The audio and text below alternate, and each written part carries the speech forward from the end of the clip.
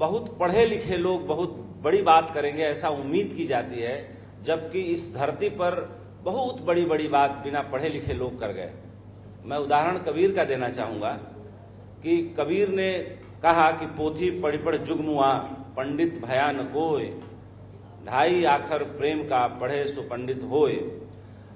जो साहित्यकार होता है, जो कवि होता है, वो मूल रूप से क्रांतिकारी होता है, वो रिबेलियन होता है, वो समय से आगे चलता है, समय की धारा से आगे देखता है, वो बहुत सूक्ष्मता से देखता है, बहुत साफ दृष्टि से देखता है और मन से मन तक उतर जाता है। बीच में उसे कोई सेतु नहीं चाहिए होता है। जैसे हम फोटो एयर ड्रॉप से ब्लूटूथ के जरिए डाउनलोड ले लेते हैं, शायद साहित्यकार भी मनों पर वैसा ही शासन करता है। उसके शासन करने का तरीका बड़ा अनूठा होता है और नियम भी यही कहता है कि शासन वही कर सकता है जो अनुशासन में रहे। शासन वो नहीं कर सकता जिसके अंदर कोई अनुशासन न हो।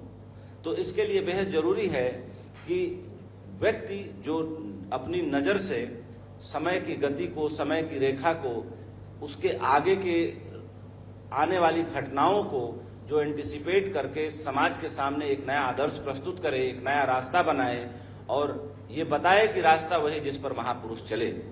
तो ये वो रास्ता है साहित्य के जगत का जिसमें सूक्ष्मता इतनी गहरी है, भावों की इतनी विशालता है, शब्दों की इतनी गहराई है, पीड़ा इतनी ज्यादा है और विषमताओं को समेटे हुए समता की बात करने वाला साहित्यकार अपने को किस तरह से मिटा देता है, लेकिन समाज के दर्द को, समाज की पीड़ा को आगे रखता है, अपनी पीड़ा कभी नहीं बताता।